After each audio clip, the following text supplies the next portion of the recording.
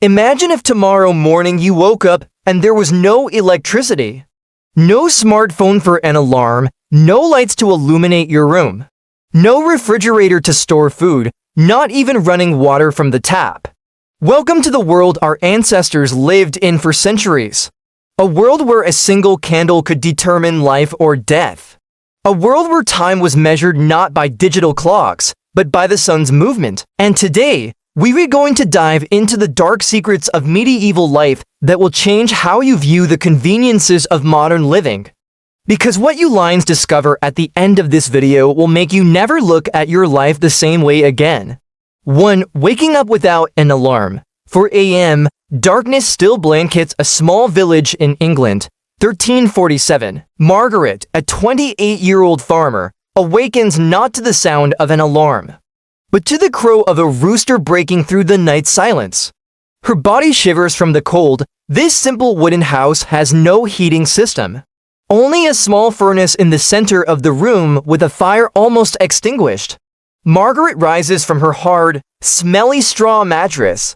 She fumbles in the darkness searching for matches. Not modern gas matches, but flint and steel that must be struck repeatedly. Small sparks ignite, then die, sparks again, dead again. It takes almost 10 minutes just to light a single candle. The flickering candlelight is the only illumination she has. Now imagine if you had to do this every day. Without instant lighting, without automatic warmth. Every simple activity becomes a matter of life and death. 2. Finding clean water, a dangerous adventure. Water, the thing we take most for granted in modern times. Just turn the tap, water flows immediately, but in the medieval era, Margaret has to walk almost a kilometer to the nearest river, carrying a heavy wooden bucket through dark and dangerous forests, where wolves still roam freely, where robbers could ambush at any time. The river water is murky, mixed with mud, and full of deadly bacteria. But it's the only source of water available. Margaret doesn't know about bacteria or viruses. She doesn't know that dirty water can cause dysentery, cholera, or typhoid fever. She only knows that without water, she'd die of thirst. So she drinks that water as is, hoping her body is strong enough to fight off disease. Horrifying statistic, 30% of children in the medieval era died before age 5, most due to diseases transmitted through contaminated water. Every sip of water is gambling with life. 3. Cooking without a gas stove, the art of survival. Margaret's stomach begins to rumble. Breakfast in the medieval era wasn't toast with jam. Not cereal with milk, but bland oat porridge. Without sugar, without enough salt, without any spices whatsoever. To cook simple porridge, Margaret has to, first, light a fire in the wood stove. No gas lighter that ignites immediately. She has to gather dry twigs, dry leaves, and firewood. Then blow the fire with her lungs until almost breathless. Second, grind oats by hand. No blender or food processor. Just 2 large stones that must be rubbed together for hours. Her hands bleed from the rough friction. Third, cook with perfect timing. Too long, the porridge will burn and become inedible. Too short, the oats remain hard and could damage teeth. No timer, no temperature control, only instinct and years of experience. One small mistake could mean starvation all day. 4. Work without machines, the power of human muscle. After breakfast, Margaret's work has just begun. She's a farmer, but not a modern farmer with tractors and harvesting machines. Margaret has to plow fields with water buffalo, plant seeds one by hand, pull weeds without herbicides, harvest grain with a small, dull sickle, work that machines can now complete in 1 hour used to take weeks. Margaret's back is permanently hunched from constant bending. Her hands are full of calluses and wounds. Her skin is sunburned from working dawn to dusk. No sunscreen, no adequate protective hat. She works 14 hours a day, 7 days a week. No concept of weekends or vacations. No health insurance if she gets sick. No retirement in old age. If she doesn't work, she doesn't eat. Simple as that. 5. Communication without internet and isolated world. In the afternoon, Margaret hears shocking news from her neighbor. King Edward III has just won a major battle against France. But that news is already 3 months old. No TV, no radio, no internet. News spreads by word of mouth, from village to village. Like a game of telephone, information changes every time it's passed along. Margaret doesn't know what's happening outside her village. She doesn't know about the Black Death plague beginning to spread from Asia, a plague that will kill 1/3 of Europe's population. She lives in complete informational darkness. Her world is only as wide as the distance she can travel on foot. Maximum 10 to 15 kilometers from her home. Most people in the medieval era died in the same village where they were born. Never seeing the ocean, never seeing mountains. Never meeting people from other cultures, perfect isolation. 6. Entertainment without streaming creativity from limitation. Night falls. No Netflix, no YouTube, no Spotify music. How do people entertain themselves? Margaret and her family gather around the furnace. They tell stories, stories about dragons and knights.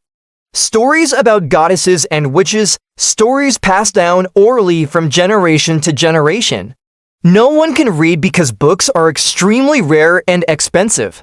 One book costs the equivalent of a farmer's annual salary. So they develop extraordinarily strong memories. They memorize hundreds of stories, songs, and poems. Their brains function like living libraries, abilities we've lost in this digital era. Margaret also weaves cloth by hand, no sewing machine. Every thread is spun with a simple wooden spinning tool. Every piece of clothing is made patiently over months. One shirt could last 10 to 20 years. Because making a new one takes so much time. 7. Sleeping without security, frightening nights. 8 p.m. The sun has completely set. Total darkness blankets the village. No streetlights, no public illumination. Margaret and her family prepare for sleep. But sleep in the medieval era isn't comfortable. Mattresses made of straw that's itchy and full of fleas. Blankets of coarse wool that smell fishy. Thin wooden houses can't keep out the night cold. Temperatures can drop to -10 degrees Celsius in winter. Without heating, Margaret often wakes from the cold. Her toes go numb, her breath condenses in the cold air. More frightening are the night sounds, howls of wolves in the distance. Unknown footsteps outside the house, no police to call, no security system. If robbers attack, Margaret can only rely on a dull wooden axe. Or hide and hope not to be found. Sleep becomes the most vulnerable time, a time when death could come without warning. 8. Health without doctors, natural medicine or death. One morning, Margaret wakes with high fever. Her head is dizzy, her body weak. In modern times, she could see a doctor, take medicine, and recover in a few days. But in the medieval era, no hospitals, no trained doctors. Only village healers whose treatments resemble mystical rituals more than medicine. Margaret is given a potion made from boiled tree roots. It tastes bitter like poison. No one knows if the potion will heal or worsen her condition. Medieval medicine was based more on superstition than science. People believed diseases were caused by evil spirits or because of sins they had committed. They treated with prayers, spells, and strange rituals. Sometimes successful due to placebo effect, sometimes worsening due to wrong treatment. Death rates from simple diseases were very high. Common flu could become a killer. Small wounds could develop into deadly infections. No antibiotics, no antiseptics. The human body had to fight disease with its own strength. 9. Social life without social media, genuine community. Margaret begins recovering after a week of fever. Her neighbors come to visit. They bring food, herbal medicine, and most importantly, genuine care. In the medieval era, there was no social media to seek validation. No likes, comments, or shares. What existed was real human interaction. Direct eye contact, comforting touch, deep conversations without gadget distractions. The village community was very tight-knit. They knew each other well. They knew each other's personal problems. They were ready to help without expecting anything in return. Because they realized, today you help others, tomorrow you need help. Social solidarity was born from limitation, not from luxury. Margaret felt loved and cared for in a way modern people never experience. Love that doesn't depend on status, wealth, or online popularity, love purely based on humanity.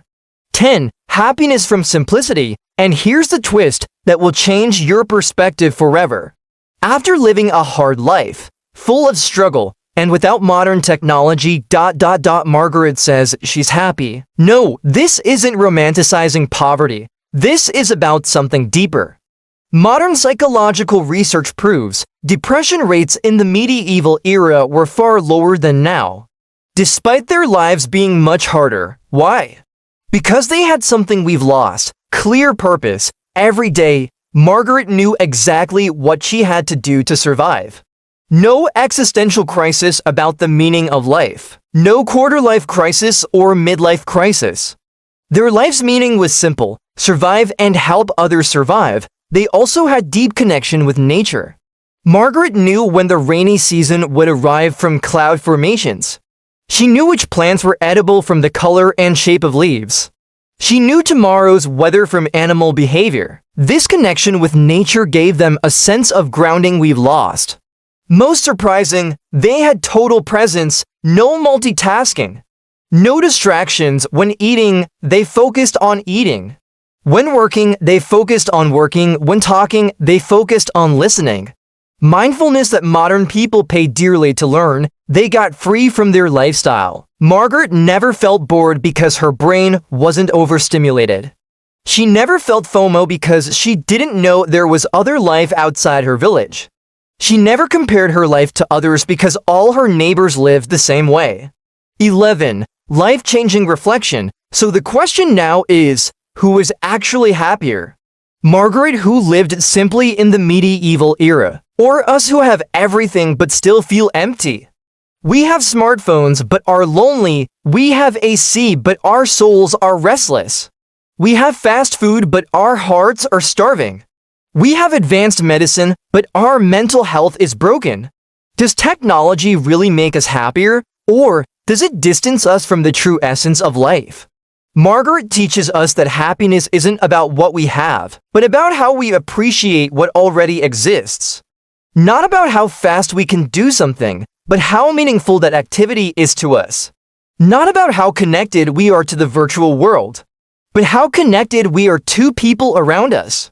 Maybe it's time we learn from Margaret, not to return to the medieval era, but to take wisdom from their way of life. Live more simply, more focused, more grateful, and more connected to what's truly important in life. Because at the end of life, what we'll remember isn't the latest gadget we ever bought, but simple moments with people we love, just like Margaret 700 years ago.